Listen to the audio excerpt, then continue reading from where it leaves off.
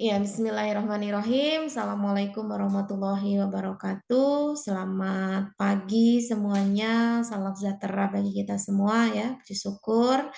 Malah senantiasa kita panjatkan atas kehadirat Tuhan Yang Maha Esa yang telah memberikan kesempatan ya untuk kita hadir kembali setelah sekian lama kita tidak berjumpa dalam perkuliahan ya, di mana semester ganjil sudah berakhir. Meskipun rentetan terkait dengan nilai atau mungkin dengan KHS itu belum selesai, tinggal ditunggu saja ya. Tapi paling tidak kalian sudah ada gambaran ya bahwasanya semester 1 itu seperti apa.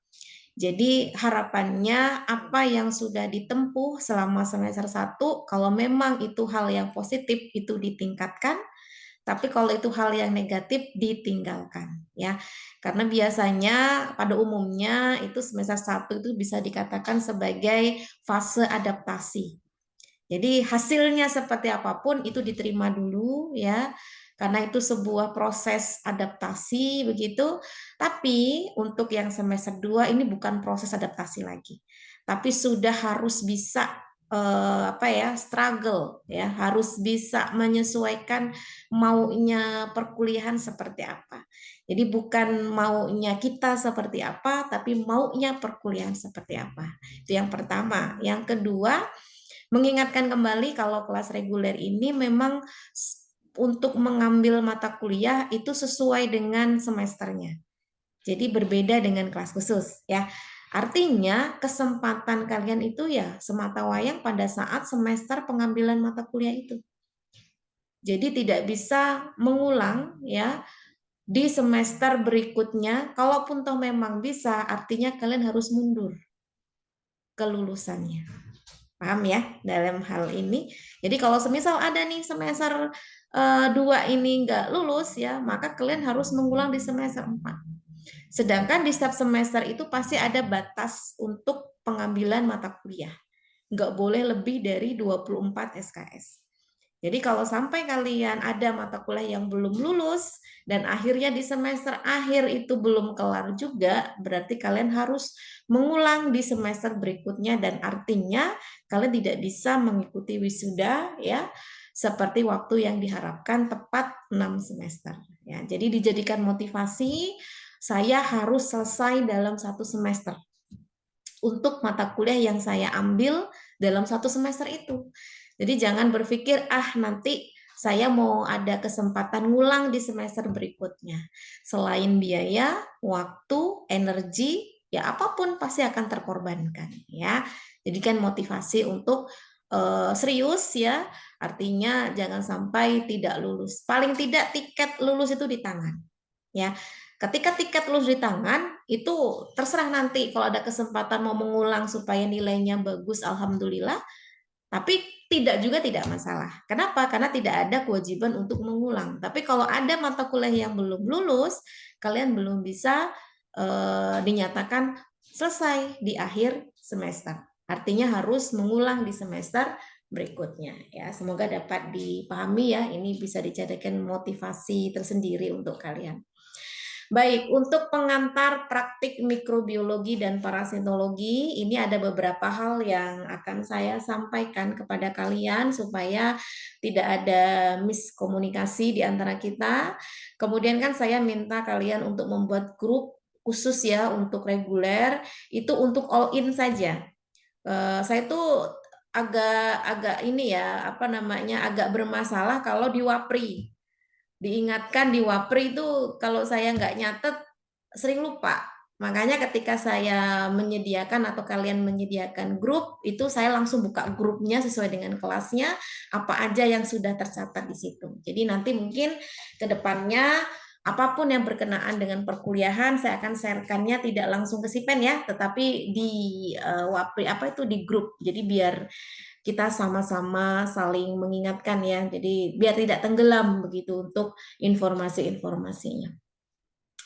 Baik, untuk pengantar praktik mikrobiologi, jadi untuk praktikum tentu berbeda ya dengan teorinya, meskipun secara umum dari segi materi yang disampaikan itu topik-topiknya sama, tetapi actionnya yang berbeda ya. Kalau teori kita lebih banyak belajar terkait teoritisnya seperti apa, tapi kalau praktik ini dari teori itu kita terapkan di laboratorium. Namun khusus untuk praktik mikrobiologi ini secara teknisnya nanti ya itu tidak bisa kita lakukan full di laboratorium, tetapi secara teknisnya nanti ada yang dilaksanakan secara online dan ada yang dilaksanakan secara offline. Ya, karena mengingat satu keterbatasan alat-alat yang belum kita miliki, jadi nanti itu disampaikannya secara online, tetapi kalau ada alat-alat yang kita miliki di lab itu akan dilaksanakan secara offline ya. Baik, untuk metode praktiknya seperti apa? Jadi metode praktiknya ini ada dua ya, secara online dan offline. Kalau online secara Zoom seperti ini ya, jadi kalian wajib hadir di Zoom. Jadi kalau tidak hadir maka tidak dinyatakan hadir begitu ya, meskipun mungkin kalian mengerjakan laporan atau segala macamnya, tetapi kehadiran tetap ada tatap muka meskipun dilaksanakan secara online.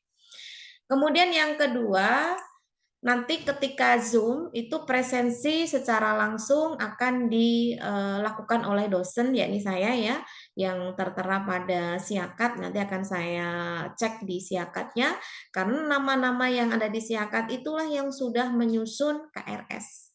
Jadi kalau kalian belum menyusun KRS, artinya belum bisa, legalitas kuliahnya belum bisa dilakukan ya, artinya belum resmi untuk mengambil mata kuliah tersebut. Atau mungkin ada kesalahan, nah itu bisa jadi. Makanya di awal perkuliahan dosen pasti akan ngecek dulu di siakat. Karena seringkali terjadi sudah menyusun KRS tapi namanya tidak ada di presensi. Nah, itu mungkin secara teknis ada salah atau mungkin salah masuk kelas ya, atau mengklik mata kuliah dan lain-lain. Makanya nanti bisa kita lihat bersama-sama apakah nama-nama kalian sudah masuk nih di daftar absen saya gitu. Yang kedua, tentunya kalau praktik tidak mungkin lepas ya dari laporan praktikum. Jadi laporan tuh wajib harus disusun ya.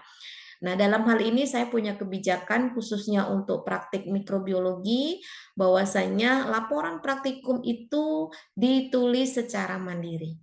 Artinya masing-masing dari kalian punya tanggung jawab untuk membuat laporannya. Ya, jadi dalam hal ini tidak ada saling menggantungkan ke temannya yang lain. Akhirnya apa? Yang digantungkan itu malah pusing sendiri.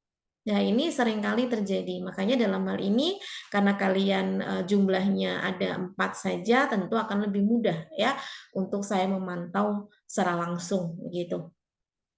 Nah, nanti formatnya seperti apa itu akan saya informasikan, jadi kalian tidak perlu bingung bagaimana proses penyusunannya karena sudah ada formatnya, tinggal kalian ngikutin saja dan mengisi setiap format yang saya berikan. Dan ini ditulis tangan ya, tidak diketik ya, ditulis tangan di kertas folio bergaris. Jadi silakan kalian menyediakan ya kertas folio bergaris, tahu ya kertas folio bergaris supaya kalian mudah saja ya, bisa saja sih pakai kertas HVS gitu ya, tetapi tentu akan menyulitkan kalian kan tidak ada garis-garisnya, nanti tulisannya malah nggak karuan begitu ya, tidak lurus itu. Tapi kalau menggunakan folio bergaris itu paling tidak memudahkan kalian untuk menulis begitu.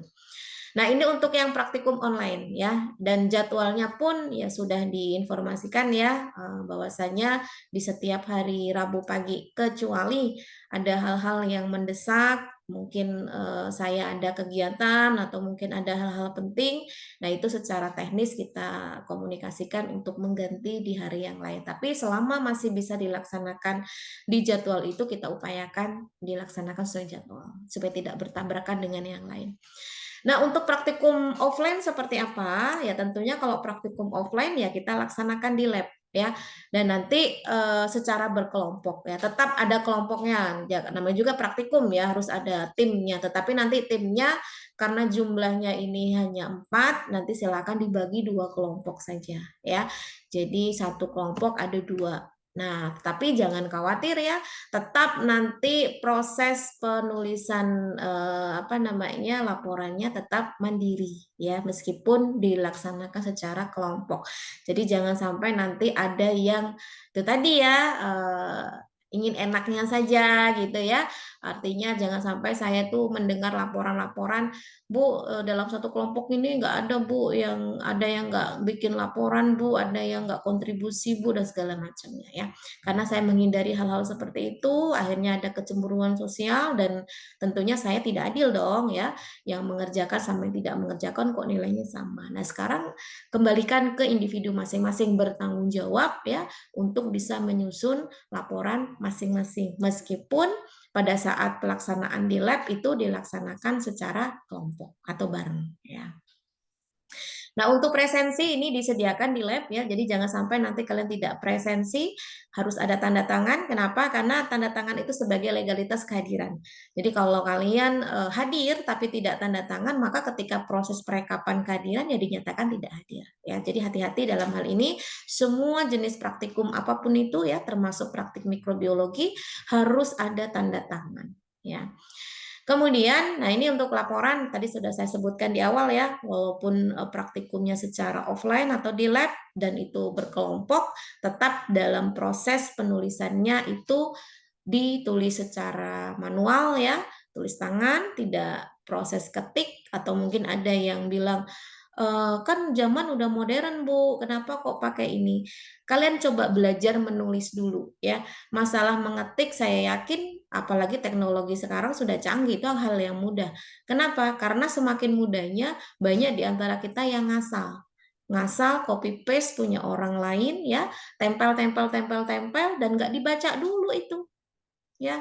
Padahal yang dibahas beda beda topik ya, atau mungkin ada hal-hal yang harusnya tidak tercantum, tercantum juga di situ. Ini pengalaman di semester-semester berikut sebelumnya ya.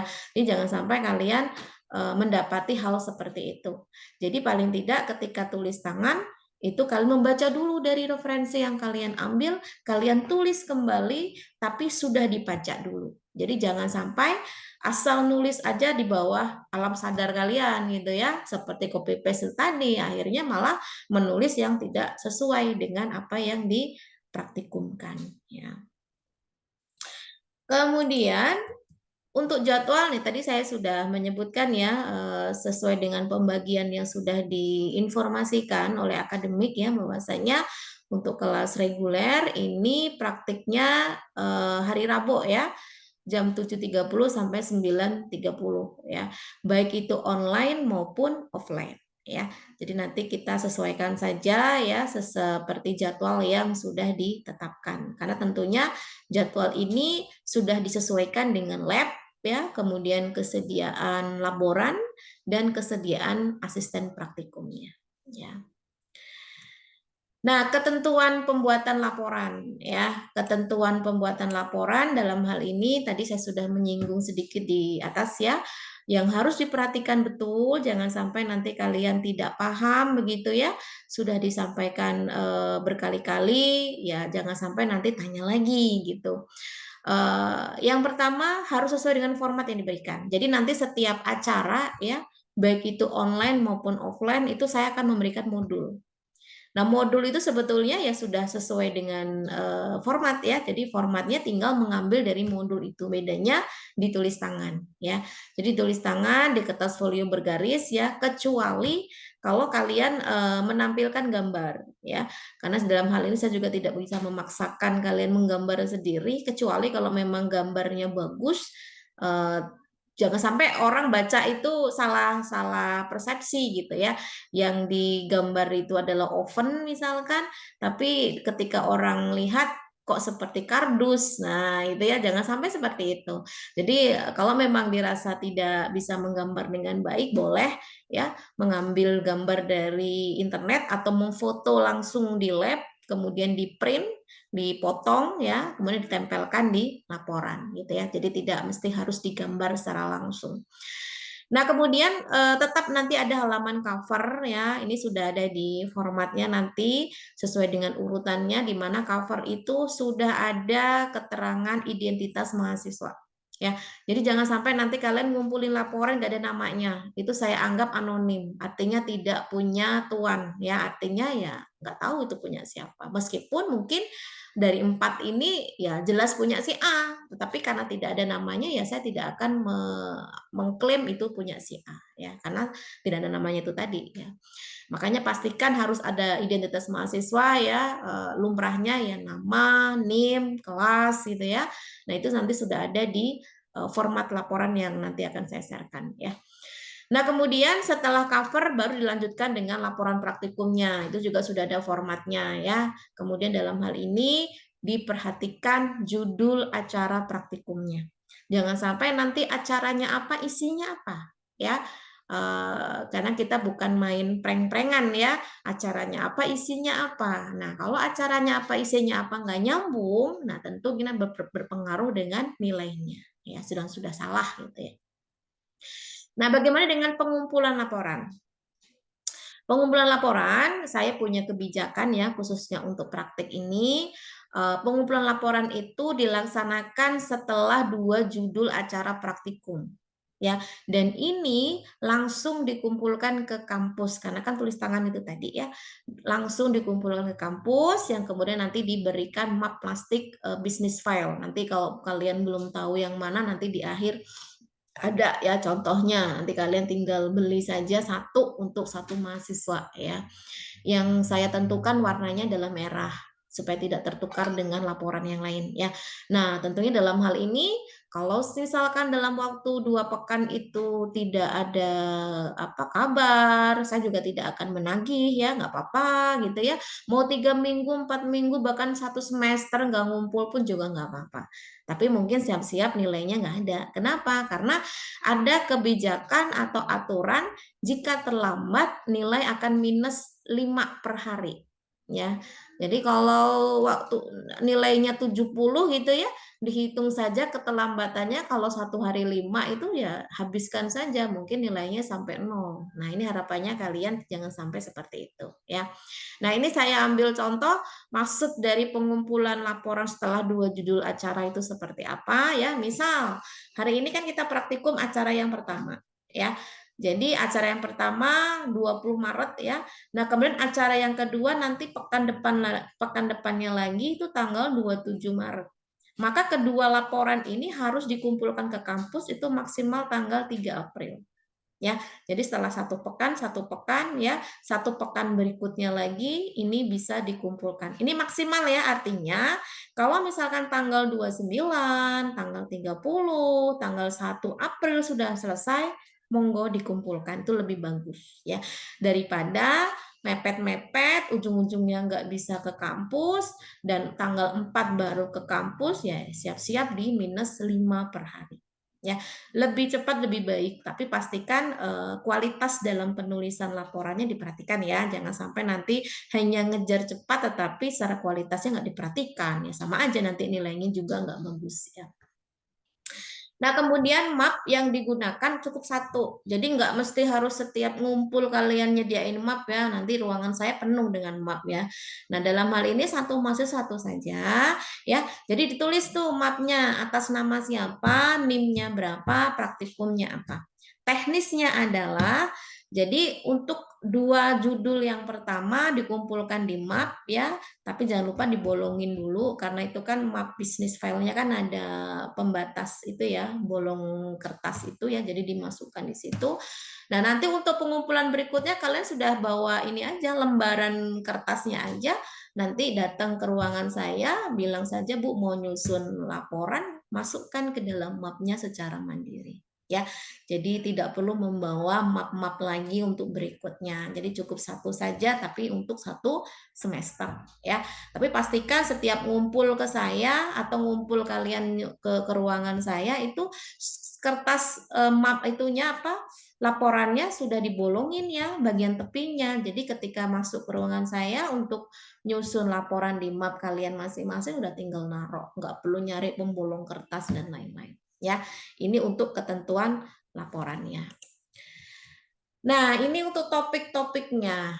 Yang pertama secara daring, yang kedua secara luring. Coba kalian perhatikan ya, di mana total pertemuan pekan efektif kita selama 1 semester itu adalah 16 pertemuan. Ya, kalau untuk praktikum tidak ada UTS ya, yang ada hanya ujian praktikum. Oleh karena itu, untuk 8 pertemuan pertama itu kalau dalam hitungan teorinya sebelum UTS gitu ya waktunya ya. 8 pertemuan pertama itu kita pelaksanaannya masih daring. Ya. Nah, kemudian setelah jadwal UTS ya yang teori itu baru nanti pertemuan 9 sampai 15 itu baru pertemuan secara luring di lab. Ya.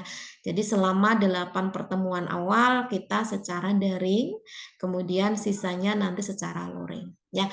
Nah, ini pertemuan 9 sampai pertemuan 16 kalau kalian perhatikan ini tidak semuanya materi ya. 14 sama 15 ini presentasi kelompok. Jadi nanti presentasi kelompok ini silakan kalian mempresentasikan hasil praktikum yang secara luringnya. Apa yang diperoleh pada saat praktikum. Nanti kalian buat materi PPT-nya selama 2 hari ini nanti kita akan presentasi per kelompok ya. Apa yang diperoleh, pembahasannya seperti apa ya. Baru nanti pertemuan ke-16 ini adalah ujian praktikum. Nah, ini tentunya perlu ada pencatatan waktu ya. Bagi si pen saya minta tolong nanti di checklist ya pertemuan-pertemuan yang sudah dilaksanakan kan tentunya dari akademik sudah menginfokan ini ya pengisian BAP perkuliahan ya. Nah, itu jangan sampai kalian tidak menuliskan atau melaporkan ya BAP tersebut. Kenapa? Karena nanti kalian dianggap tidak kuliah gitu ya. Kan itu sebagai bukti membawa nasib banyak mahasiswa ya si pen itu sebetulnya. Kenapa? Karena kalau tidak dilaporkan berarti teman-temannya yang lain semuanya tidak dianggap kuliah gitu ya. Jadi untuk yang daring ya, ini insya Allah untuk hari ini kita langsung kebut 2 pertemuan ya. Jadi yang pertama adalah asistensi praktikum atau pengantar praktikum, yang kedua pengenalan alat laboratorium. Nanti silahkan si pen ya itu membuat dalam satu waktu ini 2 acara ini ya. Bisa kalian tuliskan ya. Jadi 2 kali pertemuan. Jadi pertemuan pertama untuk asisten praktikum di tanggal hari ini juga, pertemuan yang kedua pengenalan alat laboratorium juga di hari ini juga. Jamnya bagaimana? Silakan jamnya dibagi 2 saja ya. Kan jam aslinya itu kan jam 07.30 sampai 9.30 ya. Nah, itu nanti silakan secara teknisnya kalian bagi 2 saja jamnya, satu untuk asistensi, satunya untuk pengenalan alat laboratorium ya. Yang ketiga, pekan depan itu kita akan belajar secara online untuk proses sterilisasi dan pembuatan media kultur bakteri ya, karena memang mikrobiologi ini erat kaitannya dengan mikroba. Ya, mungkin kalian masih belum tahu banyak tentang mikroorganisme, nggak apa-apa, karena memang awalnya sih saya inginnya teori dulu yang masuk ya, karena paling tidak kalian secara teoritisnya paham dulu mikroorganisme itu apa, lalalanya itu, baru nanti secara prakteknya. Tapi karena jadwalnya duluan prakteknya ya sudah nggak apa-apa. Jadi sekarang untuk pengantar mikrobiologinya nanti secara teorinya akan saya sampaikan pengantarnya di jadwal berikutnya ya. Kemudian yang acara keempat itu teknik isolasi bakteri, kemudian yang kelima uji senyawa antibakteri metode difusi paper disk ya.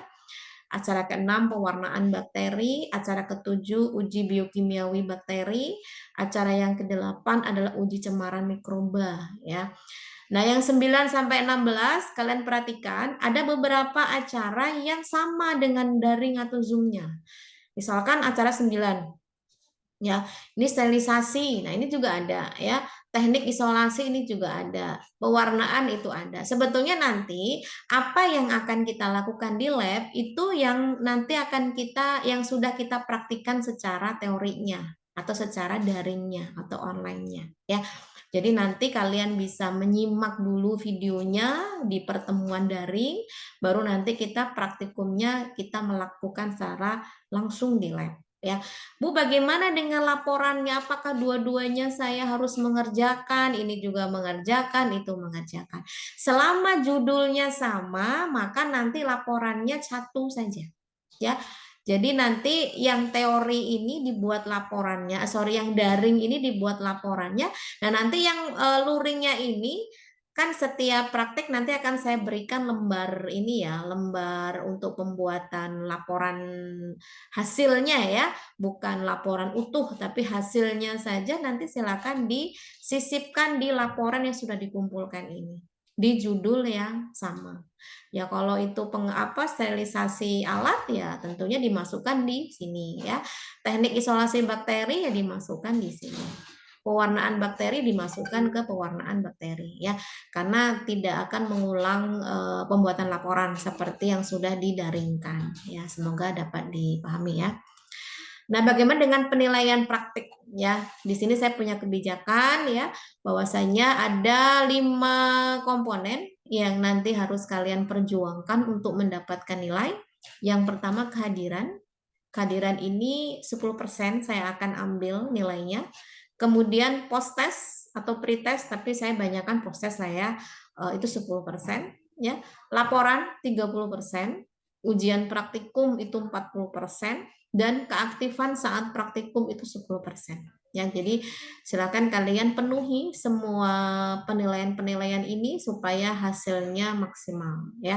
Karena hal yang sangat rugi sekali kalau kalian sudah ikut praktikum setiap hari datang ke lab ya, kalau memang itu praktikumnya offline atau mungkin sudah hadir online tapi kok nilai saya nggak mumpuni ya, nilai saya kok kurang ya, ya karena memang kurang persiapan ya.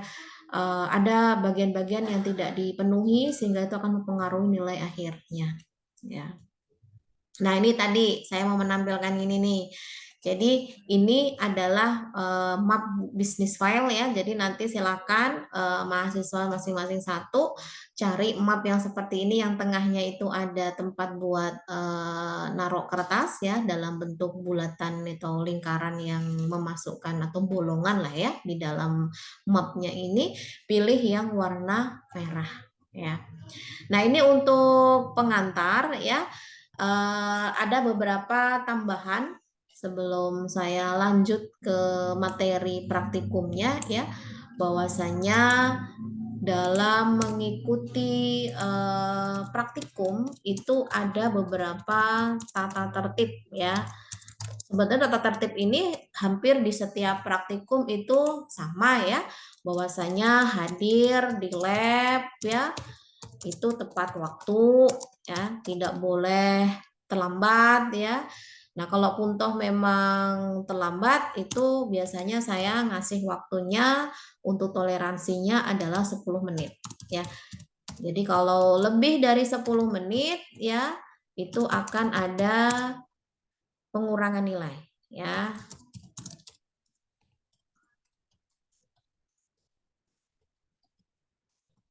Karena ini termasuk dalam nilai keaktifan begitu ya. Kemudian perlengkapan praktikum ya. Ini misalkan seperti APD ya, kit, kan kalian punya kit tuh, kit lab ya masing-masing, kemudian sepatu tertutup. APD ini sebetulnya masuk sepatu tertutup ya, tapi saya munculkan lagi karena ternyata pengalaman sebelumnya itu banyak yang nggak ngeh gitu ya. APD itu cukup jas, masker, handscoon ya, tetapi sepatunya terbuka atau malah pakai sendal. Nah, itu nggak boleh ya. Dan dalam hal ini jas labnya harus dalam kondisi terkancing ya. Jadi meskipun yang kita hadapi itu bukan sesuatu yang berbahaya, kita tahu nih yang kita hadapi ini bukan yang berbahaya, tetapi kita harus disiplin dalam menerapkan aturan-aturan yang ada di lab seperti itu ya, karena dalam hal untuk melindungi atau menjaga diri kita agar tidak terkena cairan-cairan yang mungkin itu berbahaya, apalagi yang berkenaan dengan mikroba. Ya anggaplah itu bisa masuk ke dalam tubuh kita dan berisiko tinggi ya, bisa menyebabkan penularan penyakit. Nah, jangan sampai seperti itu. Kemudian kaitannya dengan keaktifan ya. Jadi setiap kelompok harus menunjukkan keaktifan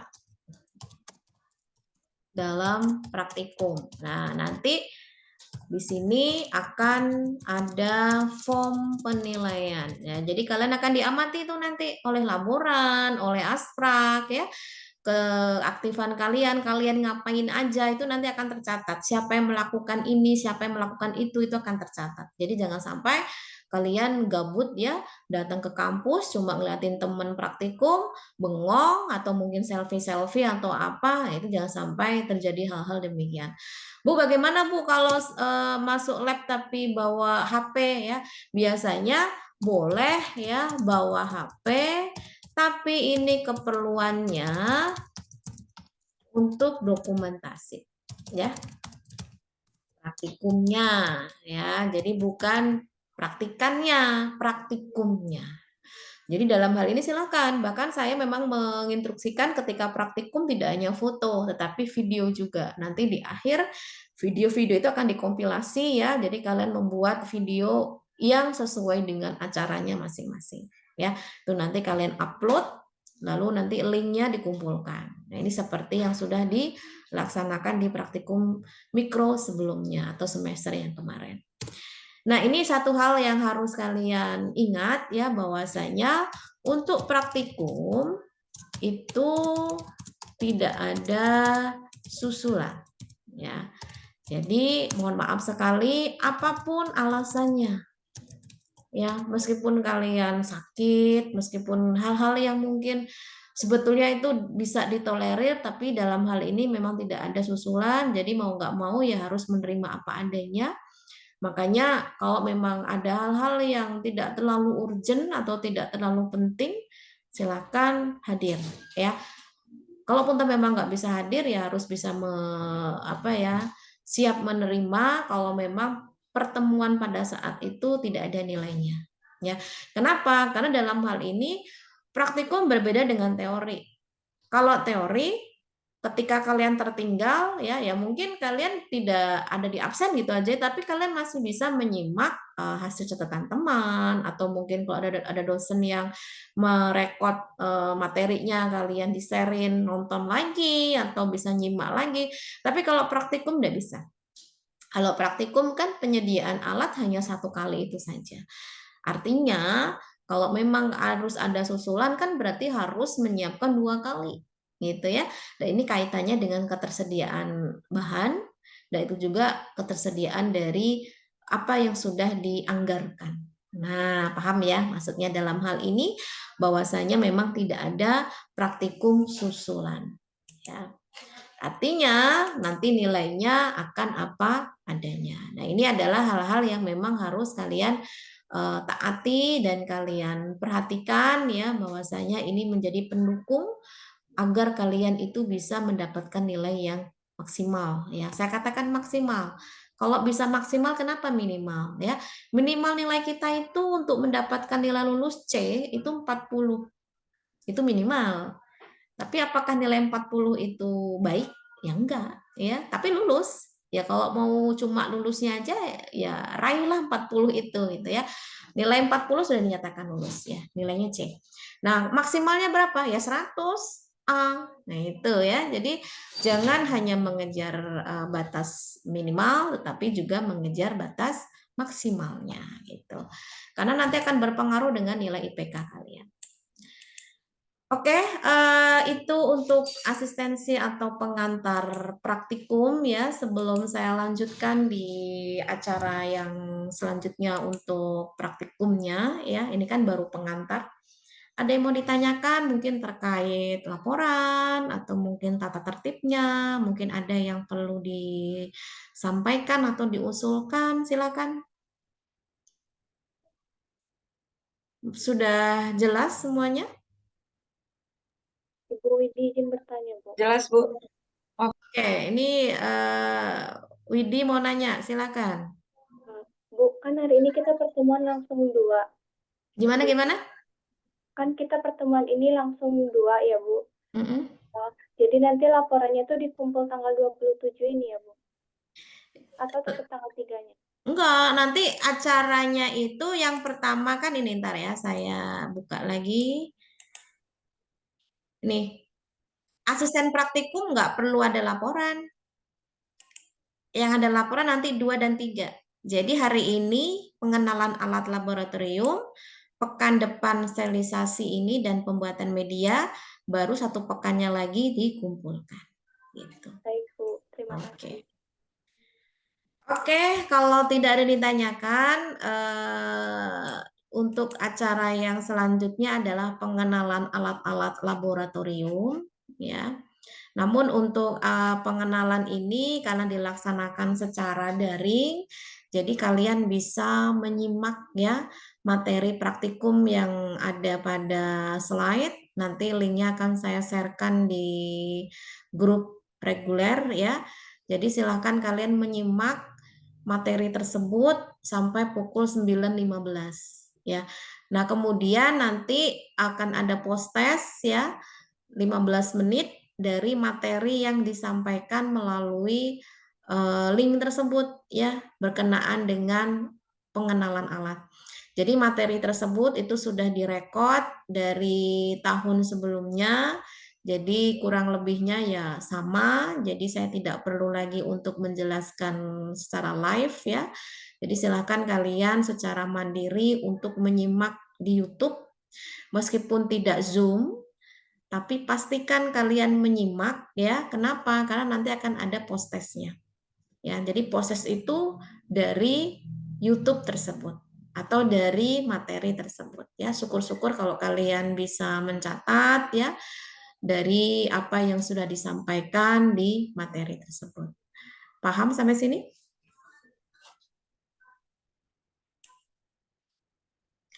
Oke, kalau sudah paham ya, saya akan sharekan di grup linknya.